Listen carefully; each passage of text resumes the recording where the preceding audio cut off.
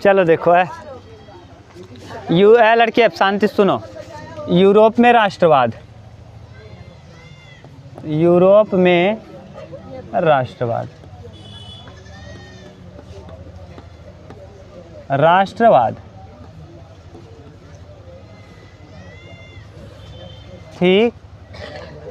यहाँ राष्ट्रवाद की शुरुआत सबसे पहले यूरोपीय महाद्वीप में हुआ और यूरोपीय महाद्वीप का एक देश था फ्रांस ना। फ्रांस में यह लड़के बात मत करो भैया।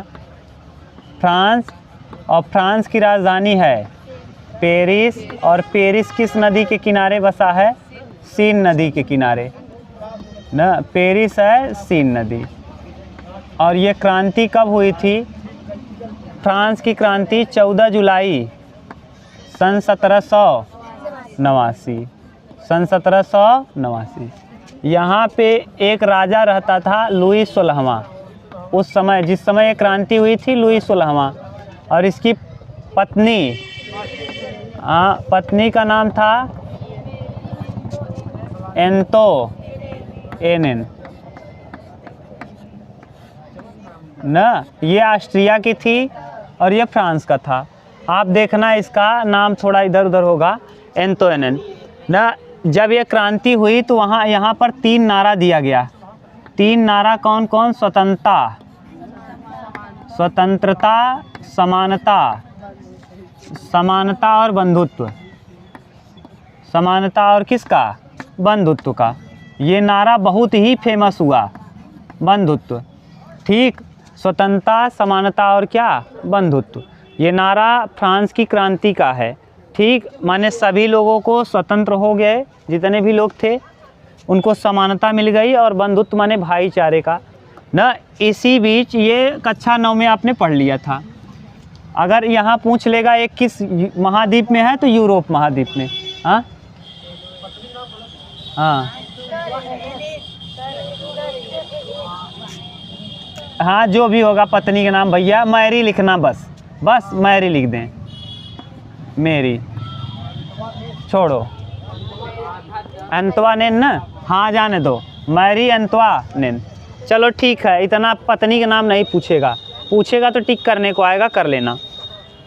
ये पूछेगा किस वंश के थे, तो ये भी लिख लेना। ये हाँ, ये लुई जो 16वां था ये बूर्बो वंश का था, बूर्बो वंश, ठीक, बूर्बो वंश। यहाँ तक की कहानी यहीं पे। यह जब ये नारा 14 जुलाई, इसमें क्या तोड़ा गया? बास्तील का जेल, बास्तील का जेल, बास्तील का जेल तोड़ दिया गया, और उसमें कैदी केवल 7 थे, कैदी केवल 7 कैदी थे, ठीक। लेकिन फिर भी इसे माना जाता था कि राजा का ये बहुत ही पावरफुल एरिया है। अब इसके बाद ये कहानी कहाँ की थी? पहले की, इसको पढ़ा भी दिए थे आपको। अब आप जानते हो कि नहीं जानते, हम पढ़ा दिए कंप्लीट। इसके बाद क्या हुआ? जब ये स्वतंत्रता, समानता और बंधुत्व का आया ना, तो तब सभी जगह यूरोप में राष्ट्रवाद शुरू हो गया। राष्ट्रवाद का मतलब क्या है, अभी हम लोग लिखेंगे, समझेंगे। इसी बीच एक यहाँ का चित्रकार हुआ, यही फ्रांस का चित्रकार का नाम है फ्रेडरिक सारियू। देखो लिखा होगा फ्रेडरिक सारियू, फ्रेडरिक सारियू। ये इसने क्या किया है? देखो, इसने कल्पना की है कि देश यानी राष्ट्र कैसा होना चाहिए, देश की कल्पना की। इसमें देश की कल्पना करने में अलग अलग देश के लोगों को अलग अलग पोशाक में दिखाया है। देखो चित्र बनाया है, चित्र एनसीईआरटी की किताब में बढ़िया चित्र। अब देखो जब आप लोग हाई स्कूल में हैं तो आप ये समझिए चित्र बहुत बड़ा योगदान है। उसका ये मानना था कि जो देश हैं, देश के जो लोग होंगे उनका देखो झंडा आगे करके दिया होगा, उसमें 2 देश आपको आगे दिखेंगे। संयुक्त राज्य अमेरिका, देखो वहाँ नहीं है ना, है एनसीईआरटी वाली किताब। संयुक्त राज्य अमेरिका और स्विट्ज़रलैंड ये देश के रूप में आ चुके थे। तब तक ये देश के रूप में क्या हो चुके थे? उभर चुके थे। कौन कौन? संयुक्त राज्य अमेरिका और यही देखो यहाँ पे दिख रहा है ना, ये मसाल हाथ में लिया है। हाथ में मसाल लेने का सेंस क्या है? ये हाथ में मसाल माने देश को आज़ादी के लिए मसाल लिया है, और नीचे वाले में लिखा है राइट्स ऑफ मैन माने मनुष्यों के नीचे देखो एक चार्टर लिया ऐसे लटकाया हुआ है, तो इसमें लिखा है राइट्स ऑफ मैन। और इसके अगल बगल देखो सभी देश आगे बढ़ रहे हैं क्या लेकर के, झंडा लेकर। सब देश का झंडा देखो अलग अलग है। ये इंडिया का देखो नीला, वाइट और क्या केसरिया, यहाँ दिख रहा है हल्का हल्का, ये है ना, तो ये हाँ दिख रहा होगा, तो ये है इसी यहाँ हो गया, किसी का होगा, अब पता नहीं किसका है। अब ये देखो, और इसके ऊपर ये नीचे जो है, हाँ जो भी है नीचे देखो जो गिरे हुए लोग हैं, यानी ये क्या है, जो शासन कर रहे थे, जो क्रूर थे, उनको लोग क्या कर देंगे, एक समय आएगा। फ्रेडरिक सारियू का मानना था कि एक समय ऐसा आएगा कि सब देश का अपना क्या होगा, झंडा होगा। जैसे देश पहले था नहीं कि सभी देश अलग अलग हों, जैसे अब वर्तमान समय में जो उसने कल्पना की थी, वो कल्पना वास्तव में अभी भी क्या हो गई है, सत्य। इंडिया का झंडा है कि नहीं, सबका अपना अपना क्या है, झंडा है, सब अपने एक एरिया में रहते हैं, तो वही झंडा बनाया है और दिखा रहा है कि सभी लोग साथ चल रहे हैं। सभी लोग साथ चलने का सेंस क्या है कि सभी को समानता का अधिकार होगा। पहले क्या था, जो अमीर लोग हैं यानी जैसे हरिजन हैं, वो बेचारे कहाँ नहीं जा सकते थे, जहाँ ब्राह्मण हैं या जहाँ क्षत्रिय हैं उनके खटिया पे नहीं बैठ सकते। तो ये सब उसने कल्पना की थी कि एक समय आएगा ये हट जाएगा, ये चीज़ें क्या होंगी, हटेंगी। और जो लोग इसमें रहेंगे, क्रूरता में रहेंगे, ये कैसे थे, राजा क्रूर थे, बहुत ही निर्दयी थे। अब आपको बताए थे निरंकुशवाद, जिस पर सरकार का और सत्ता का कोई अधिकार न हो, उसे क्या कहते हैं, निरंकुश। तो यहाँ देखिए निरंकुश, जितने भी निरंकुश लोग हैं उनको ये पब्लिक क्या करेगी, दबाते हुए आगे निकल जाएगी। देखो सभी को गिरा के बनाया है, यानी ये ऐसे लोग हैं जो क्रूर हैं, एक समय आएगा इनका जो सत्ता है क्या हो जाएगा, समाप्त हो जाएगा। और एक एक पब्लिक जो रहेगी एक एरिया में रहेगी और उसका अपना एक झंडा होगा, अपना एक देश होगा, यही बताया गया है। और ऊपर देखो बताया गया है कि गॉड, यानी ऊपर देखो ईसा मसीह को बनाया गया, क्योंकि यूरोप के लोग जो हैं ईसा मसीह को ज़्यादा मानते हैं। और ये ईसा मसीह जो ऊपर बनाए गए हैं, इनका ये है कि ये कुदरत हैं और सभी अपने जो नीचे के लोग हैं इनकी हिफाजत करेंगे। और इधर बगल में देखिए संत हैं, संत महात्मा हैं जो कुदरत की क्या करेंगे, अर्चना पूजा करेंगे। और बगल में, इसके बगल में देखिए परी है, परियां हैं, यानी भगवान के पास तरह तरह के परी और परी ना इसमें बनाया खूब बढ़िया चित्र। ये है इस फिगर का मतलब। इतना तो फ्रेडरिक सारियू ने लिखा। पूछेगा फ्रेडरिक सारियू ने किसका निर्माण किया था, चित्र का ना, तो चित्र का निर्माण किसने किया था, फ्रेडरिक सारियू। और इस समय तक दो देश अस्तित्व में आ गए थे। ले लो किताब, इस समय तक कितने देश अस्तित्व में आए थे, 2। एक का नाम था स्विट्जरलैंड, लिखना हो तो लिख लेना। फ्रेडरिक सारियू ने 2 देश को आगे बनाया है। एक का नाम है क्या, स्विट्जरलैंड, स्विट्जरलैंड, वहाँ देखो लिखा भी होगा स्विट्जरलैंड। और दूसरे को संयुक्त राज्य अमेरिका, संयुक्त राज्य अमेरिका। ये दोनों देश को आगे बनाया है, सबसे आगे अग्रणी यही देश हैं, यही देश का झंडा है। चित्र किसने बनाया, फ्रेडरिक सारियू ने ना। ये फ्रेडरिक सारियू देखो शायद 1848 दिया होगा, देखो विकल्प दिया होगा 1848। तो ये चित्र का निर्माण कब किया गया है, 1848 में। किसने किया, फ्रेडरिक सारियू ने किया। ठीक, यहाँ तक अगर कोई कन्फ्यूजन हो तो बताओ। ठीक, और इसी फ्रांस की क्रांति में आप लोगों को और भी बताए हैं। ये तो चित्रकार था, एक और था सोशल कॉन्ट्रैक्ट नामक पुस्तक लिखी थी रूसो, जो फ्रांस का था, रूस का नहीं। एक और था वाल्टेयर, जिसने लेजिस्लेटिव न एग्जीक्यूटिव और जुडिशरी माने तीनों की स्थापना की, माने विधायिका, कार्यपालिका और न्यायपालिका। ठीक, यहाँ तक का आपको बता दिए थे। अब देखिए जब अब राष्ट्र किसे कहते हैं, अब हम लोग आ गए राष्ट्र, देख लो, और फिर राष्ट्र के बाद राष्ट्रवाद क्या होता है। ठीक, तो राष्ट्र लिखो किसे कहते हैं, राष्ट्र। और राष्ट्र के विषय में देखो, एक होंगे अर्नेस्ट रेनन, अर्नेस्ट रेनन दिया होगा, अर्नेस्ट रेनन 1882। अर्नेस्ट रेनन के अनुसार राष्ट्र क्या है, माने देखो सुनो ध्यान से, एक जैसी एरिया में रहने वाले लोग जिनका अपना एक सरकार हो, एक साझी सरकार हो। कैसी सरकार हो, एक जिनका एक धर्म न हो, धर्म को कोई कंडीशन, पहले वाला एक पुराना आपको बताए थे कल वाले में, ना। समान धर्म, समान जाति, समान लिंग और समान भाषा के लोग जिस भौगोलिक क्षेत्र में रहते हैं उसे क्या कहते हैं? राष्ट्र। ये परिभाषा उतना सही नहीं है। राष्ट्र की परिभाषा जिसने दिया उसका नाम है क्या?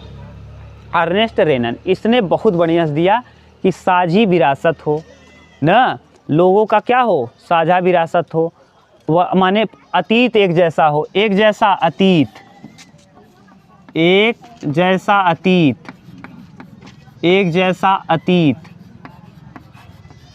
या गौरवशाली अतीत, जो भी लिख लेना, गौरवशाली अतीत रहा हो, जिसका एक गौरवशाली अतीत हो, गौरवशाली अतीत हो, एक भाषा हो, एक भाषा हो, एक सरकार हो, क्या? एक सरकार हो, तथा वे क्या करते हो? अपने में ही साझा करते हो, माने अपने हर चीज़ का साझा करते हो, तो ऐसे ही को हम क्या कहते हैं? राष्ट्र ना। ऐसा विशिष्ट क्षेत्र जिसमें रहने वाले लोगों का एक सरकार हो, यानी एक ही जैसे हम लोग देखो, ऐसे समझो हम लोग कहाँ रहते हैं? भारत में। यहाँ को कितनी सरकारें हैं? एक, ठीक, एक सरकार है। यहाँ इसका अपना भौगोलिक क्षेत्र है कि नहीं? अपना एरिया है कि नहीं? भारत का नक्शा है, इसका अपना पर्सनल भौगोलिक क्षेत्र है। भौगोलिक क्षेत्र माने इसका अपना नदी है, कितना एरिया में क्या है, सब कुछ। अपना अतीत है, अपना अतीत मतलब गांधी जी के विषय में पढ़ते हो, अपना अतीत एक रहा है पुराने से लेके अब तक ना। तो इसका एक साझा विरासत भी है। साझा विरासत माने बहुत सी चीज़ें भारत में विरासत के रूप में है, जैसे ताजमहल है, लाल किला है ना। तो अपनी एक जैसी भाषा, एक जैसी भाषा, एक जैसे लोग जिस भौगोलिक क्षेत्र में रहते हैं तथा वहाँ रहने वाली सरकार एक हो, तो ऐसे क्षेत्र को हम क्या कहते हैं? राष्ट्र कहते हैं। ठीक। और आप देखो, आपको यही लिखवाए हैं कि दूसरा करके देख लो। एक निश्चित और विशिष्ट क्षेत्र में रहने वाले लोग, एक निश्चित और विशिष्ट क्षेत्र में, ध्यान से सुन लो, राष्ट्र किसे कहते हैं? तो आएगा एक निश्चित और विशिष्ट क्षेत्र में रहने वाले लोग जिनकी एक भाषा हो ना, एक ही सरकार हो ना, एक सरकार हो तथा सामूहिक और साझा विरासत हो, सामूहिक और साझा विरासत हो और गौरवशाली अतीत हो, तो उसे हम क्या कहते हैं? राष्ट्र कहते हैं। एक निश्चित, फिर से सुन लो, एक निश्चित और विशिष्ट, देखो ऐसे समझोगे तो फिर दिक्कत होगा, उसको रटो मत। एक निश्चित और विशिष्ट क्षेत्र में, अब बताओ भारत में रहते हो तो भारत की, अगर थोड़ा सा भारत के मैप से बाहर गए तो कहे जाओगे भारत में हो? नहीं। तो एक निश्चित क्या है? क्षेत्र है, विशिष्ट क्षेत्र है, माने उससे बाहर वाला क्षेत्र आप भारत का नहीं है। एक निश्चित और विशिष्ट क्षेत्र में रहने वाले लोग जिनकी एक सरकार हो, जिनकी कितनी सरकार हो? एक, जिनका अपना खुद का गौरवशाली अतीत रहा हो, गौरव अपना अतीत हो ना। भारत में जैसे अंग्रेज आए, क्या क्या किए, अपना अतीत है कि नहीं? पुराना कुछ न कुछ हिस्ट्री वाली चीज़ें हैं। और एक भाषा हो, हम लोगों की हिंदी भाषा है, हम लोगों की मातृभाषा क्या है? हिंदी। भले से अलग अलग राज्यों में बोली जा रही है अलग अलग भाषाएं, लेकिन वास्तव में हम लोगों की मातृभाषा क्या कहते हो? हिंदी। और एक सरकार हो, तो ऐसे क्षेत्र को हम क्या कहते हैं? राष्ट्र। राष्ट्र किसे कहेंगे? एक विशिष्ट क्षेत्र में रहने वाले लोग जिनकी एक भाषा, एक सरकार तथा एक गौरवशाली अतीत और एक, और तो सब बोल दिए हो, उसे क्या कहते हो? राष्ट्र। ठीक, उसे ही हम राष्ट्र का। तो राष्ट्र की परिभाषा आप बता लोगे? बोलो। ऐसा विशिष्ट क्षेत्र जिसमें रहने वाले लोगों की भाषा एक हो, वहाँ की सरकार एक हो, वहाँ का भौगोलिक एरिया विशिष्ट हो और एक गौरवशाली अतीत हो, ऐसे माने भौगोलिक क्षेत्र को क्या कहा जाता है? राष्ट्र कहा जाता है। ठीक। और राष्ट्र की परिभाषा किसकी मानी जाती है? अर्नेस्ट रेनन। इसने कब दिया? 1800। लिख लोगे, कहीं दिक्कत हो तो बोलो अब। ठीक, लिखो राष्ट्रवाद।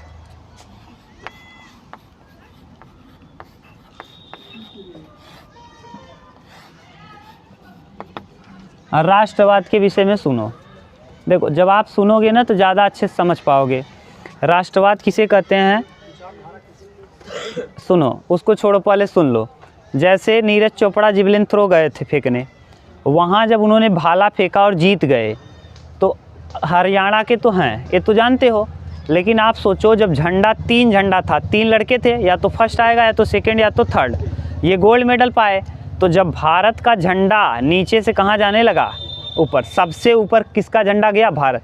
तो उस समय भारतीयों का मन एकदम गदगद हो गया कि माने भारत, क्या हुआ, भारत जीता, माने एक कोई कह रहा था कि नीरज चोपड़ा जीता, कि भारतीय जीत गया, भारतीय। वहाँ नीरज चोपड़ा नहीं बल्कि भारत को रिप्रेजेंट करने वाला था। तो वहाँ ऐसी स्थिति में आदमी, कोई सोच रहा था कि नीरज चोपड़ा हिंदू है, नीरज चोपड़ा मुस्लिम है, कुछ भी सोच रहे थे कोई नहीं, सबके मन में था कि भारतीय जीत गया। तो जब आदमी भावनाओं में ओतप्रोत हो करके ये भूल जाए, ये सब कुछ भूल जाए कि कौन मजहब है, कौन जाति है, कौन धर्म है, केवल और केवल अपने राष्ट्र के विषय में सोचना चालू कर दे, तो ऐसी कल्पना को ही राष्ट्रवाद कहते हैं। माने कुछ न सोचो, केवल अपने देश के बारे में। कितना आप बताओ, जब इंडिया अभी जब खेल रही थी तो कोई कह रहा था क्या कि रोहित शर्मा जीत गए, कौन क्या जीता वर्ल्ड कप, अगर भारत जीतता तो आप क्या कहते, भारत जीत गई। खेल तो रहा था कौन, रोहित शर्मा, लेकिन जीता कौन, भारत। तो यहाँ कौन, यही है राष्ट्रवाद। जब अपने देश के प्रति प्रेम आ जाए, अपने देश के प्रति आप सोचना चालू कर दो ना, दो देश में अपने देश के प्रति सब कुछ सोचना चालू कर दो, तो वही कहलाता है राष्ट्रवाद। और राष्ट्रवाद की भूमिका सबसे पहले कहाँ से पनपी, फ्रांस से। कहाँ से, फ्रांस। तो क्या इसका मतलब पहले लोग नहीं सोचते थे, फ्रांस के लोग अपने देश के विषय में सोचते थे, लेकिन सब अपने ही बारे में सोचते थे, ज़्यादा वैसा नहीं, क्योंकि राजतंत्र था। अब जब राजतंत्र हटा तो सब लोग राष्ट्रवाद की एक और बड़ी परिभाषा देख लो। सब लोग चिटक गए थे 2019 के चुनाव के पहले, एक पुलवामा अटैक हुआ, पूरे देश के लोगों में कौन सी भावना जाग उठी, राष्ट्रवाद की भावना। याद है जब, हाँ, पुलवामा अटैक 2019, 14 फरवरी सन 2019, वैलेंटाइन डे जिस दिन था ना, हाँ, ब्लैक डे उसी को कहते हैं। बताओ जब मोदी जी ने अटैक कराया तो कोई ये सोच रहा था क्या, सब के मन में यही आ गया था कि ठीक हुआ, मार दिए, ठीक किए, क्यों, क्योंकि यही है क्या, राष्ट्रवाद। आप कुछ दूसरा सोच रहे थे, नहीं। जब भावनाओं में ओतप्रोत होकर कि केवल और केवल अपना देश दिखे और कुछ न दिखे, तो इसी को कहा जाता है क्या, राष्ट्रवाद। लिखो राष्ट्रवाद के विषय में, लिखो जो विचारधारा किसी एक, लिखो, लिख लिए, चलो, जो विचारधारा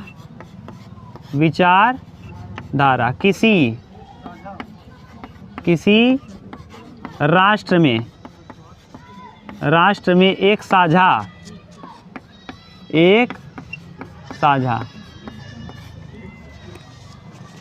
लिख लो, साझा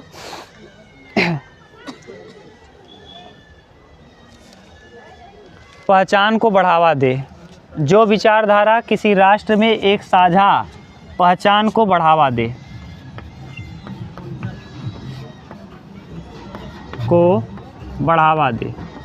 क्या कहलाता है, राष्ट्रवाद कहलाता है, राष्ट्रवाद कहलाता है। लिख लो, एक साझा पहचान को बढ़ावा दे, वही क्या कहलाएगा, राष्ट्रवाद। ऐसी विचारधारा न जो एक साझा पहचान को क्या दे, हाँ, बढ़ावा दे। और कहाँ, राष्ट्र के सदस्यों में। जो विचारधारा राष्ट्र के सदस्यों में एक साझे पहचान को बढ़ावा दे। साझा पहचान कहने का सेंस क्या है, उस समय कोई सोच रहा था क्या पुलवामा अटैक में कि ये हिंदू ने मारा कि मुस्लिम ने मारा, सब कह रहे थे बढ़िया किए, मारे, यही है। जो विचारधारा किसी, हाँ, अरे यहाँ वाले नहीं, उधर वाले अटैक किए गए, फिर मारे नहीं गए, तो उस समय आदमी खुश हो गया कि नहीं, इधर से भी अटैक तो कराया गया, तो वही कह रहे हैं, यहाँ वाले मारे गए वो बढ़िया नहीं हुआ यार। जो विचारधारा राष्ट्र के सदस्यों में एक साझा पहचान को बढ़ावा दे, राष्ट्र के सदस्यों में एक साझा। आप कहीं जाते हो तो बताओ किस नाम से जाने जाते हो, किसी दूसरे देश में, भारतीय, ठीक, तो यही, हाँ वही। तो ये तो क्षेत्रवाद हो गया, ये क्षेत्रवाद हावी है। देखो क्षेत्रवाद किसे कहते हैं ये समझ लो। जैसे आप गांव में हो तो गांव के अगल बगल जाओगे ना तो ये कहेंगे ये गांव से हैं। गांव की टीम खेलती है क्रिकेट, ध्यान से सुनो, अगर क्रिकेट टीम खेलती है आपके गांव की और हमारे गांव की, हम सोचेंगे हमारे गांव की जीत जाए। आप सोचेंगे आपके, जब यही थोड़ा सा बड़ा हो जाएगा, ब्लॉक आपका आ जाएगा, हमारा ब्लॉक और आपका ब्लॉक, माने हम लोगों को तो एक ही ब्लॉक है, दूसरे ब्लॉक के लोग रहेंगे और अपने ब्लॉक के लोग, तो हम लोग क्या सोचेंगे, हमारे ब्लॉक का है, ठीक। और यही थोड़ा सा और बड़े में जाओगे, जिला, अगर जिला की बात करोगे तो किसी दूसरे राज्य में जाओ, मान लो आप चले गए कहाँ, मुंबई में, तो अगर आपको कहाँ का मिल गया लोग, यूपी में, और यूपी के लोग रहेंगे तब तो ठीक है, यूपी के भी अगर इलाहाबाद के मिल गए, और हम लोग कहाँ के हैं, इलाहाबाद के, तो इलाहाबाद यानी प्रयागराज के लोग मिल गए, तो सोचो तब आपके मन में और भावना आ जाएगी। ये तो हुआ राज्य स्तर पे। और बाहर जाओगे तो बाहर जाओगे, जैसे मान लो विदेश में चले गए, तो आप इंडिया से देखे जाओगे, और इंडिया में भी अगर यूपी के 2 लोग मिल गए तो कहेंगे हम लोग इंडियन हैं, और कहाँ के हैं, यूपी के हैं, यूपी वाले हैं ना। तो ये भावना सभी चलेगा। थोड़ा सा बड़े एरिया में जाओगे तो फिर जिला हावी हो जाएगा, और बड़े में जाओगे राज्य हावी हो जाएगा, और बड़े में जाओगे दूसरे देश में चले जाओगे देश हावी हो जाए। ये तो क्षेत्रवाद है ना, छोटा क्षेत्र तो छोटा क्षेत्रवाद, बड़ा तो बड़ा क्षेत्रवाद, जैसा जैसा रहेगा उसी हिसाब से चलेगा। ये है। अब राष्ट्र क्या है और राष्ट्रवाद क्या है आपने देख लिया। राष्ट्र किसे कहेंगे ना, ऐसा स्थान जहाँ जिसका क्या हो, एक साझा विरासत हो, साझी संस्कृति हो ना, साझा संस्कृति हो, साझा विरासत हो, गौरवशाली अतीत हो, एक सरकार हो, एक भौगोलिक क्षेत्र हो, उसे ही हम क्या कहते हैं, राष्ट्र कहते हैं ना। जैसे भारत का अपना भौगोलिक क्षेत्र है कि श्रीलंका में कूद जाते हो, अपना भौगोलिक क्षेत्र है, अपना सरकार है, हाँ अपना सरकार है, गौरवशाली अपना अतीत है कि अब हम लोग भारत के विषय में भारत का इतिहास पढ़ते हैं कि विश्व का इतिहास अपना अतीत भी है, ठीक। और अपनी एक भाषा है, अपनी एक भाषा भी, तो और अपना एक क्षेत्र है, अपना क्षेत्र भी है, तो इसी को क्या कहते हो, राष्ट्र। राष्ट्रवाद क्या है, जो विचारधारा राष्ट्र के सदस्यों में क्या हो, एक साझा पहचान को बढ़ावा दे, उसे क्या कहोगे, ऐसी विचारधारा जो राष्ट्र के सदस्यों में एक साझे पहचान को बढ़ावा दे, उसे हम क्या कहेंगे, राष्ट्र कहेंगे। ये राष्ट्र हो गया, राष्ट्रवाद हो गया। अब अगला हेडिंग डालिए, राष्ट्रवाद के बाद अब क्या क्या होगा, लिखो, लिखा चलो। अब फ्रांस में जब राष्ट्रवाद हो गया, माने 14 जुलाई सन 1789 के बाद वहाँ के लोगों को क्या मिल गया, अब देखो अपना खुद का पहचान हो गया। अभी तक लोग बेचारे किसके अधीन थे, राजा के। राजा जिस हिसाब से उन लोगों को चलाता था बेचारे वैसे चलते थे। अब यहाँ बदलाव आया, जब राष्ट्रवाद हो गया, राष्ट्रवाद की कल्पना हुई, राष्ट्र का निर्माण हो गया, लोगों ने किसको उखाड़ के फेंक दिया, राजतंत्र को समाप्त कर दिया, लोकतंत्र की स्थापना कर दी। और जब लोकतंत्र की स्थापना हुई तो वहाँ क्या क्या बदलाव हुआ, राष्ट्रवाद के बाद फ्रांस में होने वाले बदलाव, ये हेडिंग है, राष्ट्रवाद के बाद फ्रांस में होने वाले बदलाव। पहला बदलाव तो ये हुआ कि पहले देखो बेचारे जो किसान थे, किसान के पास खुद का अपना ज़मीन था नहीं था, वो बेचारे राजा या फिर भूमि, जैसे जिसके पास ज़्यादा भूमि था उसी का लेकर काम करते थे। तो अब वे लोग क्या किए कि सामूहिक पहचान विकसित हो गई, सामूहिक पहचान। और सामूहिक पहचान में क्या क्या आया देखो, पहला सामूहिक पहचान जब विकसित हुआ तो पितृभूमि, जो लोग थे, अभी तक जैसे हम सोचो राजा होते और आपको कुछ कहते इसको ज़मीन पे काम करो, तो आप इसको केवल क्या समझते, ज़मीन। लेकिन जब आप इस अपना देश समझने लगे, जैसे इंडिया को, अभी आप ये सोचो कि केवल ज़मीन, जैसे आप कहीं बारात में जाते हो, खा पी के निकल लेते हो, अपना कुछ समझते हो नहीं, लेकिन वही घर की शादी हो तब पूरा ईमानदारी से करते हो।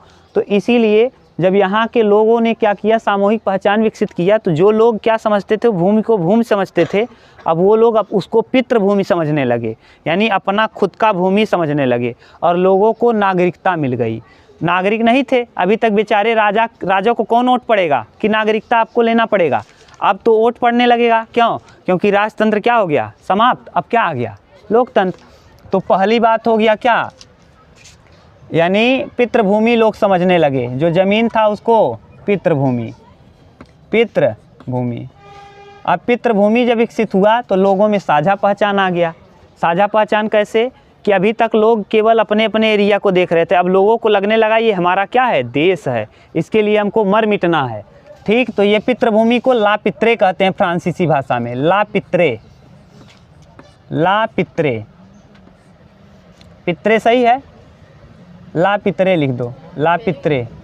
हाँ, अंग्रेजी में लिख दें ला पित्रे, LA PAT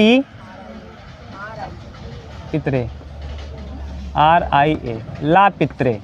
और नागरिकता को ली सितोएन, ली सितोएन, CI, ली सितोएन, ली सितोएन। हाँ, ली सितोएन, यानी यहाँ फ्रांस के जो लोग हैं ये पितृभूमि को ला पित्रे कहते हैं और नागरिकता को ली सितोएन कहते हैं। पहला बदलाव ये हुआ, लोग अब अपनी भूमि को भूमि न समझ करके उसको क्या समझने लगे, जैसे हम लोग कहते हैं माँ न धरती माँ, वैसे ही वे लोग पितृभूमि, यानी क्यों, क्योंकि उधर वाले एरिया में पितृभूमि ज़्यादा हावी है न।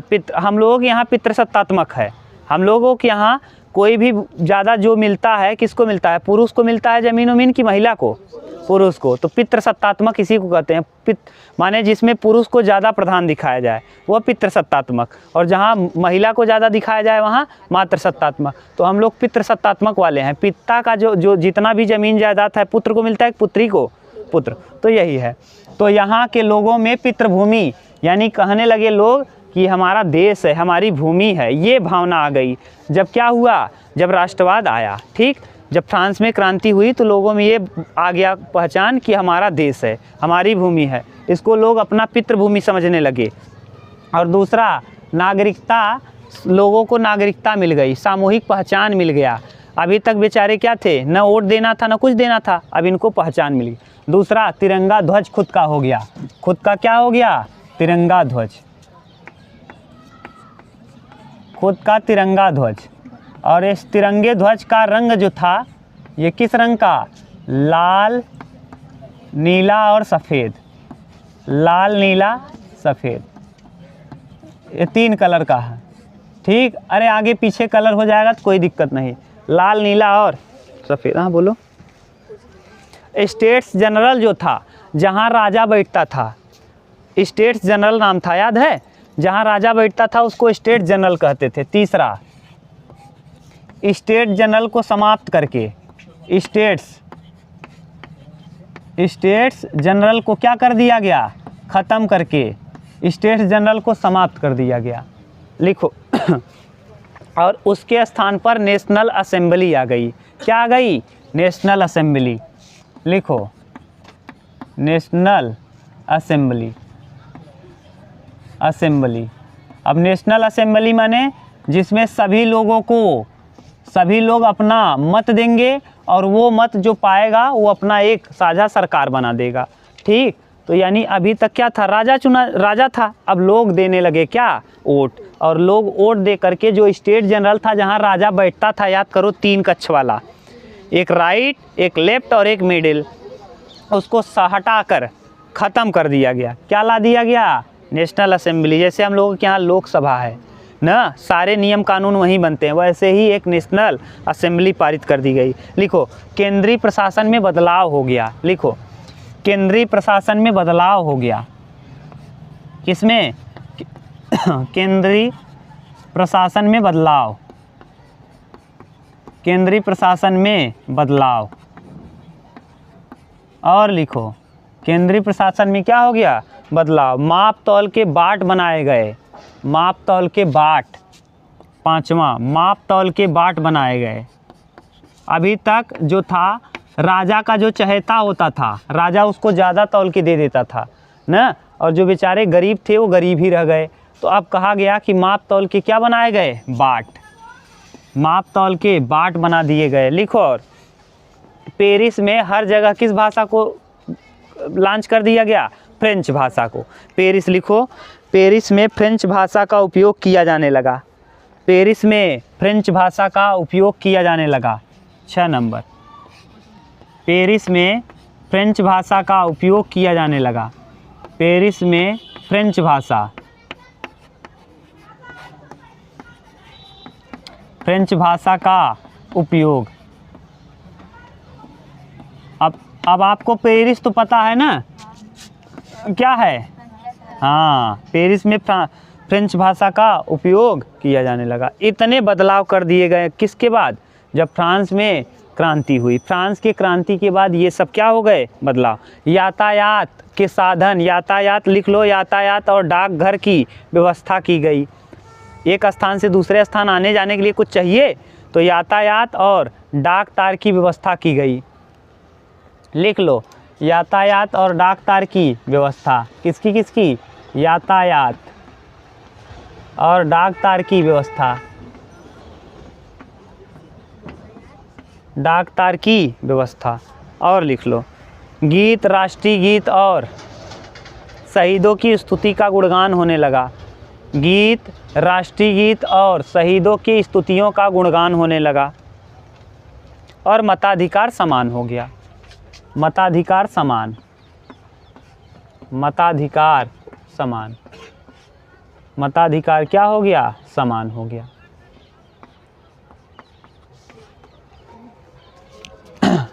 देखो 9, गीत, राष्ट्रगीत और शहीदों की स्तुतियों का गुणगान।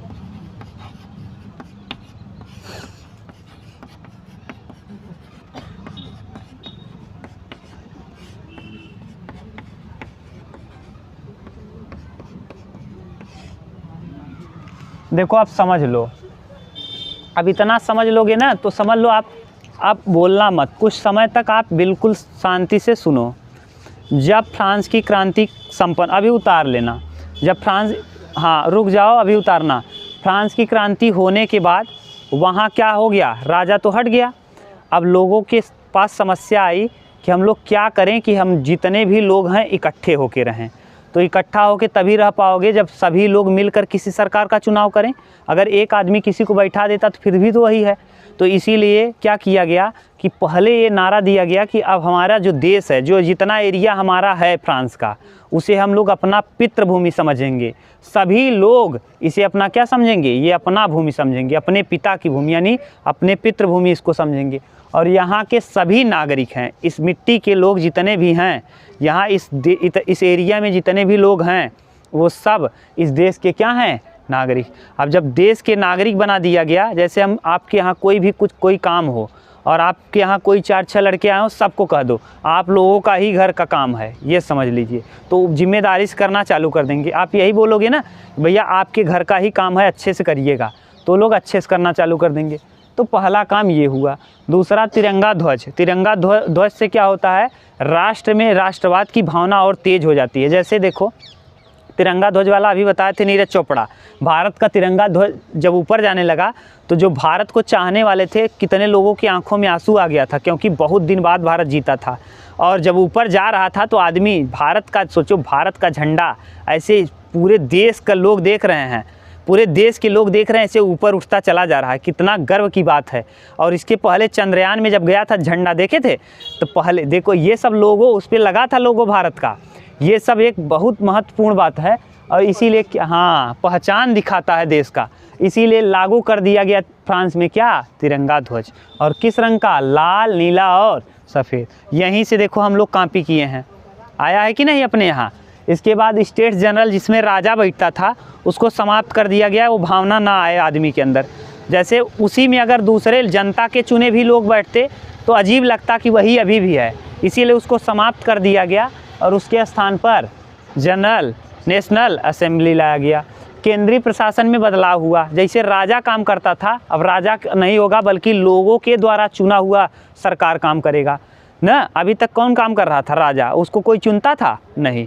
तो अब केंद्रीय प्रशासन में बदलाव हुआ, अब लोग जिसको चुनेंगे वो बनेगा, वो शासन करेगा। माप तौल का कोई नियम कानून नहीं था, राजा पादरियों को और सामंतों को खूब ज़्यादा दिया करता था और जो गरीब थे उनको कम तौल के देता था, या जितना दे देता था बेचारे खाते थे। उसमें भी बदलाव किया गया। पेरिस में फ्रेंच भाषा को अनिवार्य रूप से लागू कर दिया गया। गीत, राष्ट्रीय गीत, शहीदों की स्तुति। अब जो लोग फ्रांस की क्रांति में मरे थे बेचारे, उनको क्या किया गया, उन शहीदों की स्तुतियों का गुणगान होने लगा। जैसे हम लोगों के यहाँ भगत सिंह फांसी पे चढ़ गए, कई लोग, हम लोग नहीं गाते हैं शहीद माने चंद्रशेखर आज़ाद के विषय में, सुभाष चंद्र बोस के विषय में मनाते हैं कि नहीं, शहीदों की स्तुतियों का गुणगान ही तो करते हो। तो वही सब कॉपी है अपने यहाँ। देख रहे हो, भारत तो आज़ाद हुआ 15 अगस्त 1947 को, उसके बाद ये सब गान होने, लेकिन ये कहाँ से कॉपी किया गया है, फ्रांस से। देखो शहीदों की स्तुतियों का गुणगान हम लोग करते हैं कि नहीं, गीत गाते हैं कि नहीं, कौन सा गीत, सुजलाम सुफलाम मलयज शीतलाम सस्य श्यामलम मातरम वंदे मातरम, और राष्ट्रीय गीत गाते हो कि नहीं, जनगणमन, है कि नहीं। तो ये सब राष्ट्रगान, राष्ट्रीय गीत वही है वंदे मातरम, 65 सेकेंड में गाया जाता है, कितने, 65 ना, और 52 सेकेंड में क्या गाया, अरे उल्टा बोल दिए, हाँ। और ये जो जनगणमन है कितने सेकेंड में, 52, जनगणमन 52 में, और वो 65, सही बोले थे। राष्ट्रीय गीत 65 सेकेंड में, याद कर लो, राष्ट्रीय गीत जो सुजलाम सुफलाम है 65 सेकेंड में, और जो राष्ट्रगान है जनगणमन 52 सेकेंड में।